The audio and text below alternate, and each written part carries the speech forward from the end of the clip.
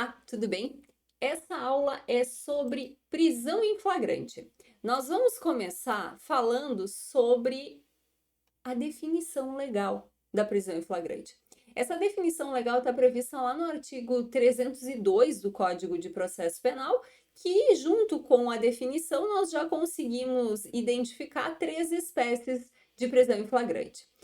O artigo 302, então, fala que a gente vai considerar em flagrante delito quem, primeiro, está cometendo a infração penal. Então, a gente pode pensar que numa situação em que lá no iter criminis, naquele caminho do crime, a pessoa já começou a prática de atos executórios, mas ainda não finalizou. E aí, se for no meio, então, desse iter criminis, a gente tem a primeira hipótese. Já a segunda hipótese é a hipótese de quem acabou de cometê-la. Ou seja, é a hipótese daquela pessoa que já encerrou os atos executórios, mas ainda assim está muito próximo.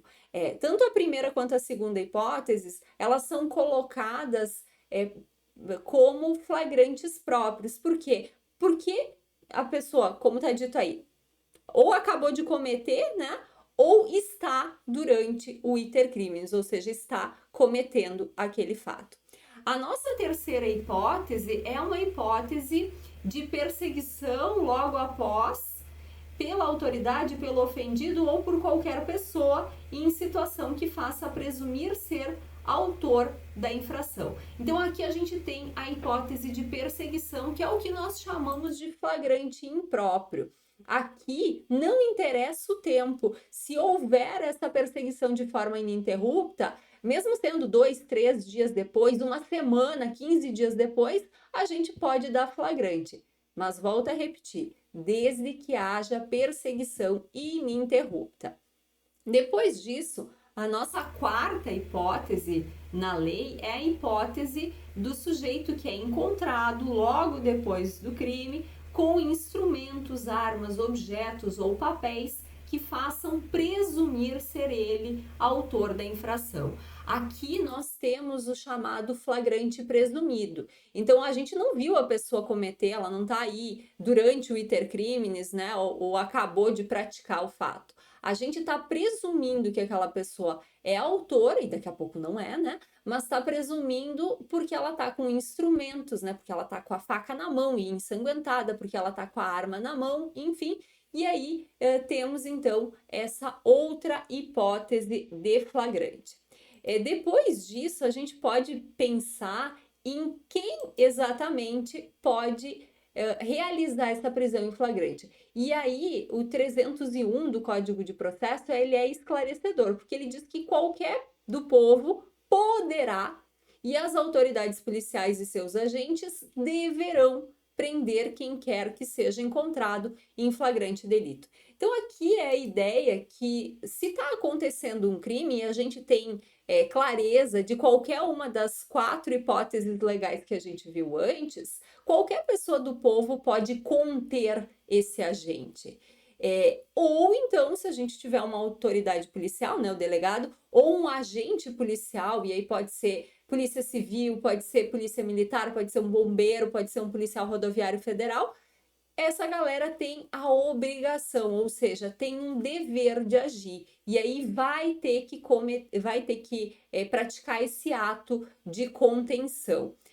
Quando eu falo aqui em dever legal, é importante lembrar, desde que haja a possibilidade de agir, né? Porque a pessoa não é obrigada a se colocar em risco a sua vida para praticar aqui essa contenção no flagrante. Se tiver risco de vida, óbvio que a gente não fala no dever de agir. O dever de agir pressupõe a possibilidade de agir. Depois disso, nós vamos falar propriamente dos atos que compõem essa prisão em flagrante. Nós podemos pensar, sim, na prisão em flagrante como um ato complexo. Eu falei antes dessa contenção, né? Qualquer do povo pode conter. Então, prender em flagrante, num primeiro momento, é justamente conter o sujeito. Mas, na sequência, eu preciso conduzir essa pessoa até uma delegacia, né? Seja da Polícia Civil, seja da Polícia Federal, conforme a competência. e ali na delegacia vai ser feita a lavratura do auto de prisão em flagrante. Para isso, a gente vai ouvir o condutor, que é aquela pessoa que fez a prisão em flagrante, pode ser uma pessoa do povo ou pode ser, o que é mais comum, um agente policial, e vai ouvir duas testemunhas. Um padrão, né, pensando na polícia militar agindo no seu dia a dia, é que o outro policial militar ou outros sejam testemunhas. Se não tiver outras pessoas que viram o ato de contenção, né, o ato de prisão em flagrante, a gente vai indicar testemunhas de apresentação, que é o próprio pessoal da delegacia. Também vai ouvir a vítima, se for possível, e se existir uma vítima determinada, e por último se faz o interrogatório, né? Se houve também o preso em flagrante. Feito tudo isso por escrito, o delegado vai remeter toda essa documentação para o juiz, para que o juiz analise se é o caso de homologar ou não aquela prisão em flagrante. Então, o ato de prisão em flagrante, ele vai desde a contenção até a homologação pelo juiz. Lembro também que nós temos uma série de exigências constitucionais. A primeira que eu menciono aqui é a exigência de que na prisão, e aí isso não vale apenas para prisão em flagrante, vale para outras prisões, na prisão é necessário comunicar imediatamente o juiz e a família do preso. Ou então uma pessoa que ele indique, né? Não precisa ser necessariamente familiar, pode ser um amigo, o advogado, enfim. Além disso, na prisão, tem que informar o sujeito dos direitos dele, inclusive o direito ao silêncio, e tem que assegurar assistência da família e de advogado. Então, o preso ele tem direito a tanto avisar a família, né, ou uma pessoa por ele indicada, e também a avisar o advogado da confiança dele. Se não tiver um advogado de confiança, então a Defensoria Pública vai ser comunicada dessa prisão. Depois dessa prisão, a gente vai pensar na audiência de custódia. A lei fala num prazo de 24 horas para realizar essa audiência de custódia. Se desse prazo passar mais 24 horas, né, ou seja, se totalizar 48 horas, a gente já tem aí uma prisão ilegal. O juiz, claro, pode justificar o porquê ele vai realizar essa audiência fora do prazo legal. Nessa audiência de custódia, o padrão, então, já dar o encaminhamento para esse preso. O juiz tem algumas opções que depois eu vou comentar e, obrigatoriamente, nós temos que ter a presença física, não pode ser virtual. Excepcionalmente, na pandemia, a gente admitiu a apresentação virtual, mas o STF já se manifestou em relação a isso.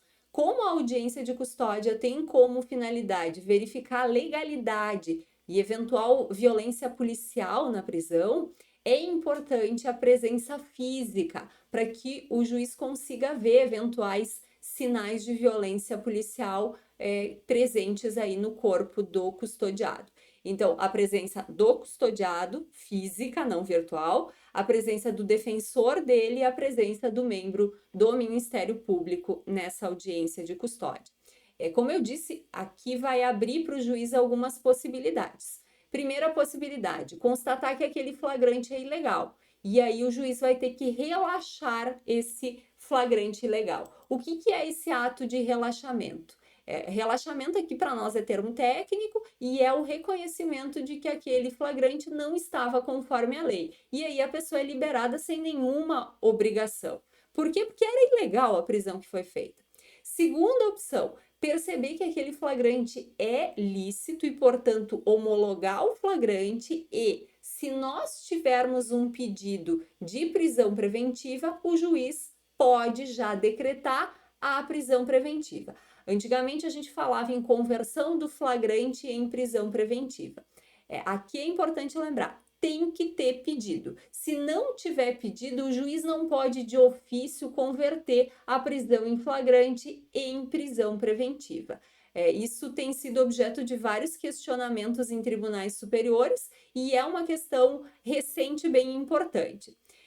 Se nós tivermos aí um pedido para imposição de medida cautelar, o juiz pode já decretar uma prisão preventiva, tá? Porque a preventiva é uma das medidas cautelares. É a mais gravosa, mas se inclui no rol de cautelares.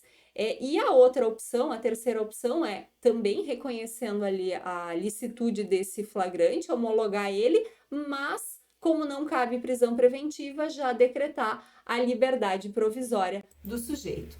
Essa liberdade provisória, ela pode ser tanto uma liberdade provisória sem fiança, quanto uma liberdade provisória com fiança.